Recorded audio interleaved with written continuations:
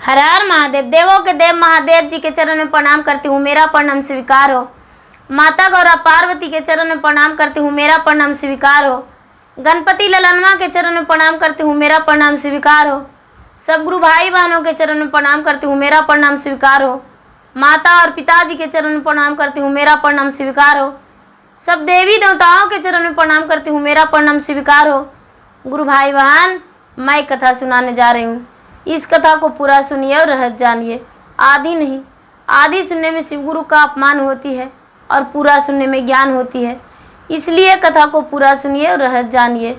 हर हर महादेव, घर घर महादेव। गुरु भाई बहन, एक ग्वाला था। एक ग्वाला था, उसके पास बहुत सारे गाय और भैंस थी। वो जो बेचारा ग्वाला था, वो प्रतिदिन दूध बेचता था।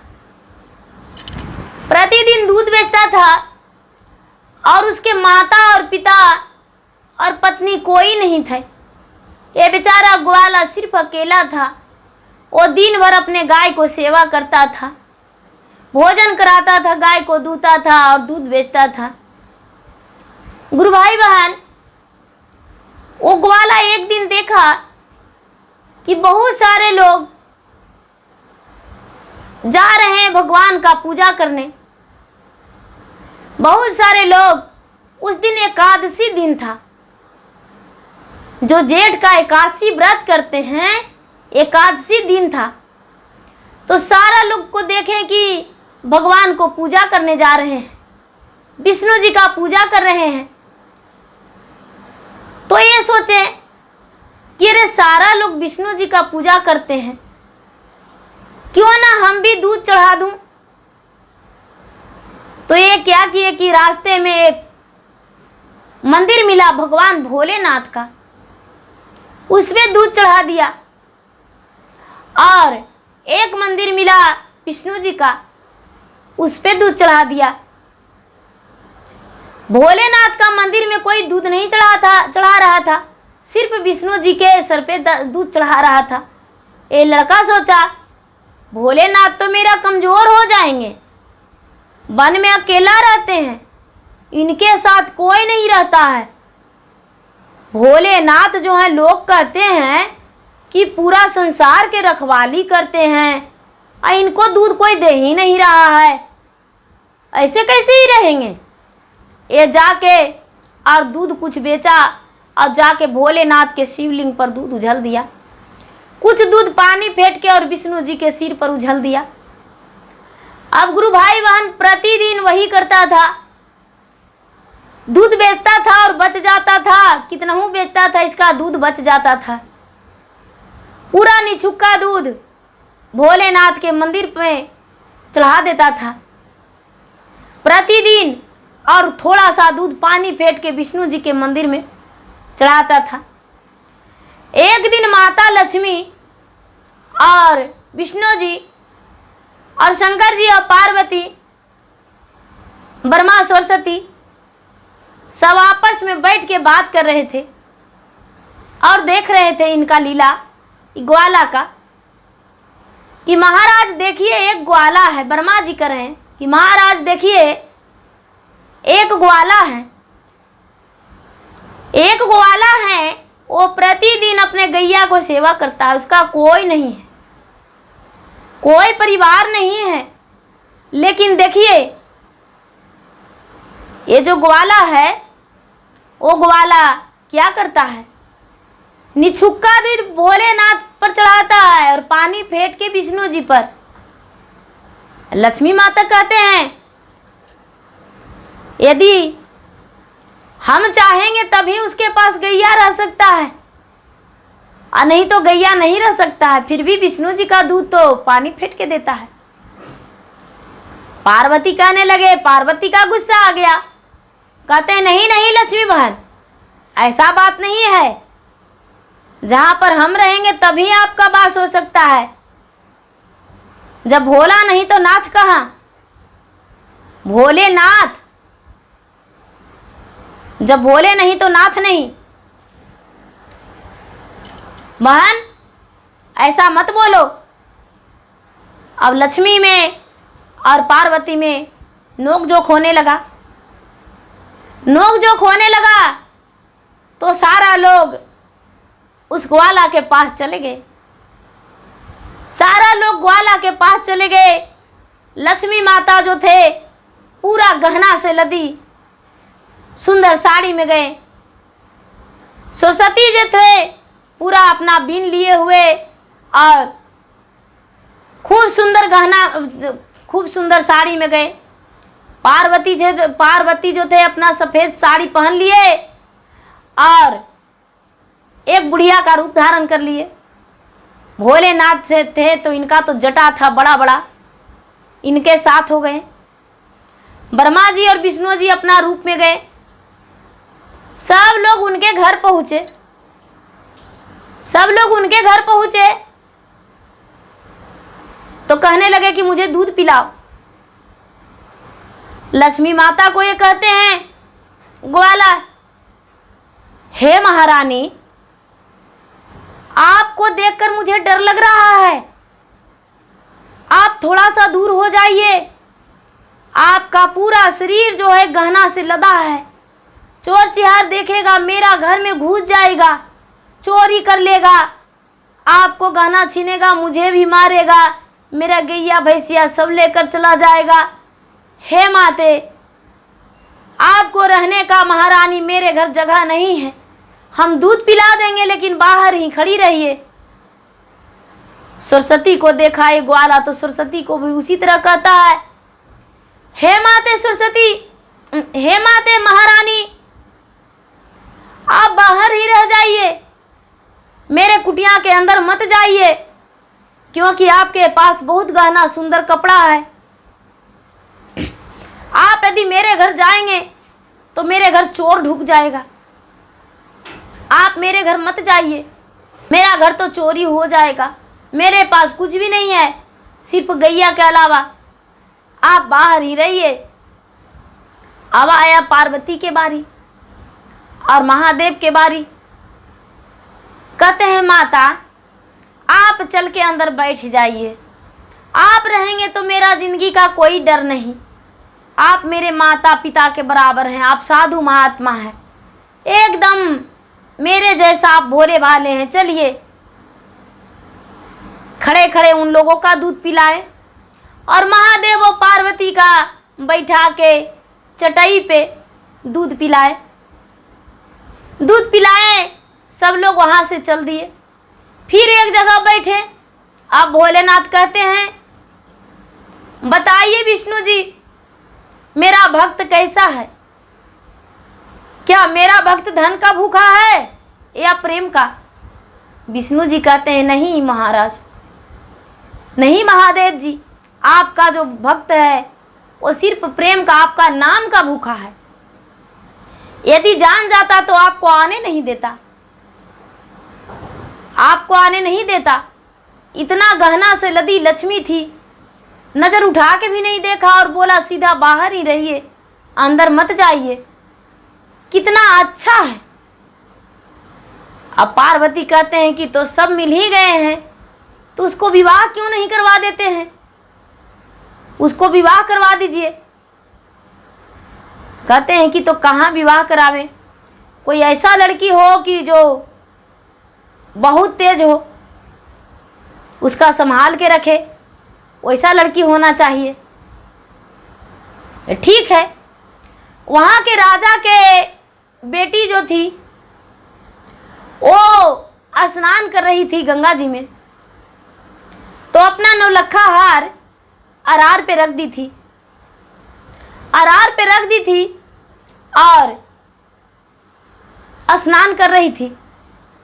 वो जो एक चील आया और उसका हार को उठा लिया, हार को उठा के और क्या किया कि इसका जो झोपड़ी था जहाँ पे गैया बंधी रहता था वहाँ पे गिरा दिया। वहाँ पे ब्रिज पे बैठ के और चोट से उसका हार गिर गया। हार गिर गया तो ये चील उड़कर चली गई और रानी पूरा रोने लगी। राजकुमारी राजकुमारी रोने लगी। ये जो ग्वाला था वो ग्वाला के गैया पूरा कस के हो करने लगा, पूरा आ करने लगी। ग्वाला देख रहा है कि अरे मेरा गैया उधर देखकर क्यों हो कर रहा है। ग्वाला देखा तो देखता है कि एक हार है। सोचता है कि अरे ये तो पत्थर का एक माला है, ये तो कुछ भी नहीं है, इसको देखकर तू क्यों भौ कर रही हो। गैया के गले में टांग दिया, गैया के गला में पहना दिया। अब वो जो राजा थे, राजा पूरा ढिलवारा पिटवा दिए। अरे बेटी कहती है कि मुझे वही हार चाहिए। राजा पिटवा दिए कि जो देगा उसको बहुत सारा रुपया पैसा देंगे। लेकिन गुरु भाई बहन कोई भी हार नहीं ले जा कर दिए। इसको भी पता चला तो सोचा कि अरे यही वाला हार कहाँ मांगता है, ये तो हमको गैया पहन ले है, यही वाला हार। राजा के घर गया और बोला कि राजा साहब आप कौन हार की बात करते हैं, मेरा गाय तो है जो पत्थर के हार पहन रखी है, वो वाला हार क्या। राजा आए तो देखते इसका गाय के हार में नौलखा, गाय के गला में नौलखा हार है। अब गाय के गले से हार राजा खोलने गए तो जो गाय थी, गाय पूरा सींग से उसको मारने को लिए दौड़ी। राजा कहते हैं हार दे दो गौ माता। गाय कहती है हम इसी शर्त पर हार देंगे कि अपना बेटी से विवाह मेरा जो रखता है, पोसता है, पालता है, उसके साथ कर दो। आपका जो बेटी है मेरा दूध निकालेगी और गोबर हटाएगी, तभी हम हार दे सकते हैं। जाके अपना बेटी से पहले पूछो। ये जो राजा थे, राजा अपने बेटी के पास गए। बेटी सोची देखा जाएगा, एक दिन के लिए विवाह कर लेंगे, कुछ दिन बाद भाग आएंगे अपना घर। बेटी राजी हो गई और बोली कि उसके घर सब कुछ करेंगे नौकरानी की तरह, मुझे हार चाहिए। ये लड़का बोला, लड़का शादी करने के लिए तैयार हो गया, शादी कर लिया। राजा के बेटी इस ग्वाला के पास ग्वालन बन के आ गई। ग्वालन बन के आ गई, देखती है तो सारा घर में पूरा गोबर गोबर दिख रहा है। गैया के गले के हार उसको पहना दिया ग्वाला, और अपना जो झोपड़ी था एक झोपड़ी और देकर और उसी में रहने लगा। दोनों रहने लगा। ये जो रानी थी धीरे धीरे इतना गैया से भैंसिया से मिल गई, इतना मिल गई कि मैके जाने का नाम नहीं लेती थी। और ये भी अपने पति की तरफ प्रतिदिन भगवान भोलेनाथ के चरण में दूध चढ़ाती थी और विष्णु जी पर दूध चढ़ाती थी। जब एकादशी व्रत आया, एकादशी के दिन गुरु भाई बहना जेठ एकादशी जो आया, तो ये जो ग्वाला था जेठ एकादशी के दिन भूखे रहता था, भूखे रहता था, उपास रहता था, उस दिन भोजन नहीं करता था। जब जेठ का एकादशी दिन आया तो भगवान भोलेनाथ का दूध चढ़ा दिया, विष्णु जी का दूध चढ़ा दिया और बोला कि आज मेरा भोजन मत बनाना, आज हम भूखे रहेंगे। ये जो रानी है, लड़की राजकुमारी, वो कहती है कि आप भूखे रहेंगे तो भला हम कैसे भोजन कर सकते हैं, हम भी भूखे रहेंगे, हम भी भोजन नहीं करेंगे।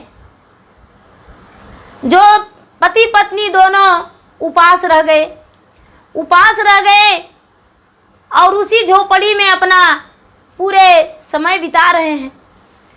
उपास रह गए। जब सवेरा होने वाला था, निर्जली व्रत में दोनों थे, तो विष्णु भगवान दर्शन दिए और दर्शन देकर कहते हैं कि तुम दोनों धन्य हो, तुम दोनों जितना कष्ट किया है उतना कोई नहीं। और विष्णु भगवान और शंकर जी की कृपा से एकादशी के दिन उसका एक सुंदर सा महल बन गया, और गैया के लिए नौकर चाकर उसके दरवाजे में महल में बहुत सारे हो गए। सवेरा हुआ तो रानी देख रही कि मेरा गैया और भैंसिया के लिए तो बहुत सारे नौकर चाकर लगे हुए हैं, उनका गोबर हटा रहे हैं, दूध निकाल रहे हैं, बेचने भी जा रहे हैं, दोनों चकित खा रहे हैं। दोनों जब भगवान के मंदिर गए तो भगवान को धन्यवाद किए कि हे भगवान भोलेनाथ, ये सब आपकी कृपा से हुआ, हे विष्णु जी ये सब आपके कृपा से हुआ, यदि आप खुश नहीं होते तो हम इतना धनवान आज नहीं होते। और ये बेचारा ग्वाला अपने पत्नी के साथ सुखी जीवन बिताने लगा और खुश रहने लगा। इसके पास भी धन हो गया और सब कुछ हो गया, और सारा दिन इसका ध्यान में यही रहा कि पानी डाल के भगवान को दूध पिलाएंगे तो मेरा भोलेनाथ कमज़ोर हो जाएंगे। मेरा जो भोलेनाथ हैं वो वन में रहते हैं, सबको रखवाली करते हैं। मेरा विष्णु जी हैं, उसको तो सबको पूजा करता है, लेकिन मेरा भोलेनाथ का कम लोग पूजा करते हैं। इसलिए विष्णु जी का दूध में पानी डाल के दिया करता था और शंकर जी का दूध चढ़ाता था, पूरा दूध। भगवान विष्णु जी भी इस पर खुश थे, ब्रह्मा जी भी खुश थे और शंकर जी भी, क्योंकि कोई लालच में ये पूजा नहीं करता था। इसको यही लगता था कि भगवान का भला दूध कौन पिलाएगा, दूध पिला देंगे तो भगवान मेरा मजबूत रहेंगे और संसार को अच्छे से रखवाली करेंगे। इनका सोच, इनका फिकिर यही था। अब यही सोच समझ के भगवान का पूजा करते थे और पूजा करके अपना संतुष्टि करते थे और खुश भी रहते थे, और भगवान भी इन पे दया बरसाए। तो हे भोलेनाथ, हे ब्रह्मा, हे विष्णु, हे महेश, हे सतीश मुनि, जैसे आप एक ग्वाला पे अपना कृपा बरसाए, आपने उन्हें दर्शन दिए, उसी तरह सब पे अपना कृपा बरसाइए महाराज, और अपना दर्शन सबको दीजिए। आपको दर्शन पाने के लिए सभी गुरु भाई बहना बेसब्री से इंतजार करते हैं। जैसे कि वो ग्वाला आपको पूजा भक्ति करते थे, उसी तरह सब गुरु भाई बहना आपका बेसब्री से इंतजार करते हैं दर्शन पाने के लिए। धन्यवाद। गुरु भाई बहना, मेरा वीडियो अच्छा लगे तो इसे लाइक कीजिए, शेयर कीजिए, सब्सक्राइब कीजिए। धन्यवाद। हर हर महादेव, घर घर महादेव।